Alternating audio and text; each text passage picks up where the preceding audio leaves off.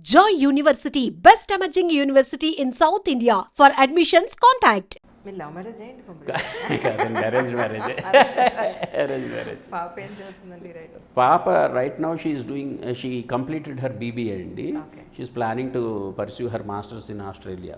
ఓ and మా ఆవిడ కూడా సబ్సిక్వెంట్గా అమృతం తర్వాత she shifted to software field. యాక్సెంచర్లో సాఫ్ట్వేర్ ఇంజనీర్గా ఒక 6 years పనిచేసిన తర్వాత ఇంకా పాపకి అవసరం పక్కన ఉండాలి, తన చదువు అది చూసుకుంటూ ఉండాలి అని చెప్పి షీకి విట్టండి. ఇప్పుడు ఏంటంటే ఎప్పుడైనా నేను ఏదైనా ఇప్పుడు నేను మొన్న ఒక సినిమా డైరెక్ట్ చేశాను కదా, దాంట్లో తను అన్నీ చూసుకుంటూ అదంతా చేస్తాను. ఇప్పటికీ కూడా if I'm going to direct she will be with me overseeing everything else, everything all craft. మంచి సపోర్ట్ ఉంది మీకు. బాగానండి. మా ఇంట్లో అందరికీ అలా కుదిరింది కాబట్టి అదొక లక్కీ ఇదండి. Spouse being active in partners ఇదండి, ప్రొఫెషన్. That's nice. మీవి ఎపిసోడ్స్ చూస్తున్నప్పుడు మీ ఎంట్రీ చేయాలనుకున్నప్పుడు ఒక అమృతం ఎపిసోడ్లో రమ్మగారు కనపడ్డారు నాకు. అమృతం చెప్తానండి. బడ్జెట్స్ టీవీ అంటేనే బడ్జెట్ కదా, చాలా తక్కువ కదండి. అంటే మనం వీళ్ళని తక్కువలో చేయాలి. ఆర్టిస్టులు పిలిస్తే ఇప్పుడు ఉన్నమాట చెప్పాలి అని అంటే ఒక రీజనబుల్ ఆర్టిస్ట్ అందంగా కనపడి ఒక ఫీమేల్ ఆర్టిస్ట్ని రప్పించాలని అంటే మాకు 1000 rupees per day each thing. అప్పట్లోనే మామూలు 500 అంటే మనకు తగ్గ రిఫైన్డ్ ఫేసెస్ రావటం కష్టం అండి. ఏమాత్రం కొంచెం అందం ఉండి కొంచెం యాక్టర్స్ ఎస్టాబ్లిష్డ్ వాళ్ళు పిలుద్దామంటే వాళ్ళు 2000-3000 అడిగేవారు. బికాజ్ ఫుల్ లెంత్ రోల్స్ అయితే 1000 రూపాయలకి అది చేస్తారు, కానీ మనం ఒక రోజుకి పిలిస్తే న్యాచురల్లీ ఎక్కువ అడిగేవారండి. సో నేను ఏంటంటే ఏం పెట్టుకున్నానంటే ఇలాగైతే మనకు అవ్వదని చెప్పేసి 2 dates ప్రాబ్లం అయిపోయింది. సో నా అసిస్టెంట్ డైరెక్టర్లు అందరూ కూడా ఆర్టిస్టులు అవ్వాలన్నాను నేను. వాళ్ళు మీకు చేసి పనే ఉంది, మీరు ఆర్టిస్ట్ కమ్ అసిస్టెంట్ డైరెక్టర్. అలాగే వాసు అని, ఇంటూరు వాసు అని సర్వం క్యారెక్టర్ చేశారు కదండి. తను మీరు చూడండి ఫస్ట్ ఎపిసోడ్స్లో ఆఫీస్లో క్లర్క్ కింద ఉంటాడు. తర్వాత సబ్సిక్వెంట్గా మా మొత్తం బేస్ అంతా హోటల్కి షిఫ్ట్ అయిపోయిన తర్వాత అతనికి సర్వం క్యారెక్టర్ చేస్తాం. అలాగా చేసి మీరు చేసి తీరాల్సింది. నా అసిస్టెంట్ డైరెక్టర్స్ అందరూ యాక్ట్ చేశారు. రమ ఆవిడ అప్పుడు తను దీనికి ప్రొడక్షన్ దీంట్లో ఉండేవారండి తను అక్కడ జస్టైల్లో. సో నాకు ఎలాగూ చిన్నప్పటి నుంచి ఆ దీంట్లో చెప్పాలంటే రమావత్సల షీ ఈజ్ మై క్లాస్మేట్ అండి యాక్చువల్లీ. సో చిన్నప్పటి నుంచి నాకు బాగా పరిచయం. తన్ని ఒక క్యారెక్టర్ నువ్వు చేయాల్సిందే రా అని చెప్పేసి తీసుకుని వెళ్ళిపోయి కూర్చోబెట్టి చేసి ఇవి వాళ్ళు మాకు ఎవరు లేరు నువ్వే అని చెప్పి అలా దొరికిన వాళ్ళు దొరికినట్టుగా.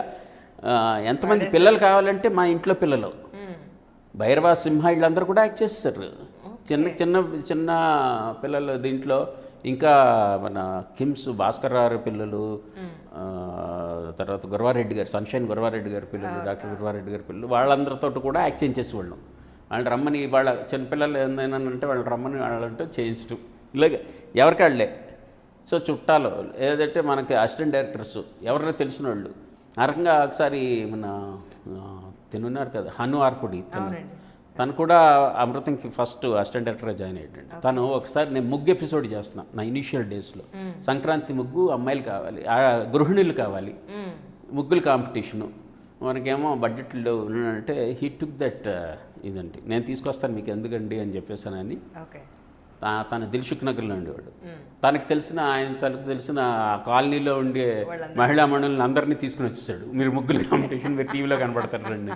It turned out to be so beautiful episode. మనం ఒరిజినల్ ఆర్టిస్ట్లో జూనియర్ ఆర్టిస్ట్లో పెట్టుకున్నా అంత ఇది రాదు మనకి. వాళ్ళందరూ చక్కగా ముగ్గులు వేసుకుంటే వేస్తారు. ఆ ఎపిసోడ్ అంతా పర్ఫెక్ట్గా తీసుకున్నాను, అందంగా కనపడ్డారు, అంతా బాగుంది అనమాట. అలాగా చేసేవాళ్ళం. తెలిసిన వాళ్ళందరినీ తీసుకొచ్చేయండి అని వాళ్ళు. రోడ్డు మీద ఎవడన్నా షూటింగ్ చూడటానికి వచ్చాడు అనుకోండి, నువ్వు వెళ్ళరా అని చెప్పేసానని. మనకేమన్నా క్రౌడ్ కావాలనుకున్నప్పుడు ఒక 5 నిమిషాలు వెయిట్ చేయని చెప్పేసి వాళ్ళందరినీ పట్టుకుంటాం, వాళ్ళందరి మీద షార్ట్ తీయటం, పంపేయటం. ఇలాగా దొరికిన వాళ్ళందరినీ ఆఖరికి సెట్ బాయ్స్ని కూడా పెట్టాను నేను. సెట్ బాయ్స్ వీళ్ళందరూ చిన్న చిన్న క్యారెక్టర్లకి వచ్చే దీనికి నువ్వు ఇటురా అని చెప్పేసానని, ఇది చెయ్యి అంటే అది చేయటం, డైలాగ్ చెప్పడం, వెళ్ళిపోవటం. It use be so funny. So Amrutham సెట్లో ప్రతి ఆర్టిస్టే. అలా కాస్ట్యూమర్స్ దగ్గర నుంచి మేకప్ వాళ్ళు అందరినీ ఆడేసాం. రమ్మగారిని అక్కడ చూశాక తర్వాత గుర్తొచ్చింది మేము యాక్చువల్లీ ఒక ఎపిసోడ్లో అయితే రండి, రాము అని కెమెరా తను చేసేవాడు, షాక్మూర్ రాము అని. నువ్వు ఆన్ చేసేయి, ఇది ఫిక్స్డ్ షాట్, నువ్వు ఇటు వచ్చి నిలబడు అని చెప్పని కూడా ఫోకస్ ఫిక్స్ చేసే నువ్వు ఇటు రా అని చెప్పేసి మాకు కావాలి మనుషులు మరి. సో కెమెరామెన్ కూడా యాక్ట్ చేయించాను. రాఖీ ఎపిసోడ్ అని ఒకటి ఉంది, అందులో చేయించాను. మీరు మా అనుభవాలు సార్, మామూలు విషయం కాదు. రమ్మగారిని అక్కడ చూసిన తర్వాత నాకు అప్పుడు గుర్తొచ్చింది, మేము జీ ఆల్ఫా అని స్టార్టింగ్ జీ తెలుగు, జీ 24 గంటలు ఒకటే ఆపోజిట్ బిల్డింగ్లో ఉండేవి ఖైరతాబాద్లో, కింద సిటీ కేబుల్ ఉండేది. మేము అక్కడ క్లాష్ అయ్యేవాళ్ళం యాక్చువల్లీ. నడుచుకుంటూ వెళ్ళేటప్పుడు ఒకళ్ళు, లిఫ్ట్లో వెళ్ళేటప్పుడు ఒకళ్ళు. మాది 3rd ఫ్లోర్లో ఉండేది. నేను సిటీ కేబుల్కి వచ్చేవాళ్ళ విషయం అప్పుడు నేను తర్వాత గుర్తించాను. ఈ వీడియో ఎక్కడో చూసాను. ఎప్పుడండి, ఏ ఇయర్లో అండి? Almost 2005 or 2006 sir. ఓకే. అప్పుడు గుర్తొచ్చింది నాకు, లేదు అక్కడ చూసాను నేను న్యూస్ రీడర్గా చేసేవారు అన్న విషయం. కానీ సార్, ప్రతి మనిషి లైఫ్ జర్నీ ఎక్కడి నుంచి మొదలవుతుందో ఎక్కడికి వెళ్తుందో అనిపిస్తూ ఉంటుంది. అంతే కదండి కదా. అంతేనండి. It's a great journey. నేను అప్పుడు అనుకున్నాను అన్నమాట. తర్వాత కొన్ని సంవత్సరాలుగా నేను కొన్ని మూవీస్ చేస్తూ వస్తున్నాను. యాక్చువల్లీ 2 సినిమాలు చేసేటప్పటికి అందరూ డైరెక్టర్లు అయిపోతున్నారు. అవునండి. వాళ్ళు ఓన్గా స్టోరీలు పిక్ చేసుకోవడం, లేకపోతే వేరే స్టోరీ పట్టుకుని నేను డైరెక్ట్ చేస్తాను. మీరు ఇన్ని సినిమాలు చేసి, ఇంత పెద్ద డైరెక్టర్స్ దగ్గర వర్క్ చేసి, మీరు ఇప్పటి వరకు ఎందుకు ఇంత డిలే అయింది అని అంటే ఏం చెప్తారు? ఏమోనండి, అంటే it's so happened like that. అంటే ఒకటి అండి, నేనేంటంటే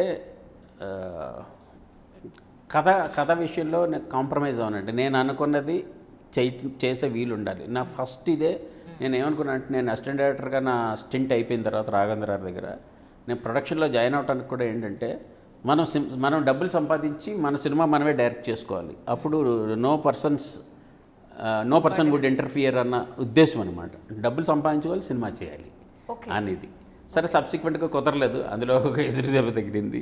తర్వాత అసిస్టెంట్ డైరెక్టర్గా ఇది చేసిన తర్వాత I was suppose to do ఒక సినిమా అప్పుడే చెయ్యాలి.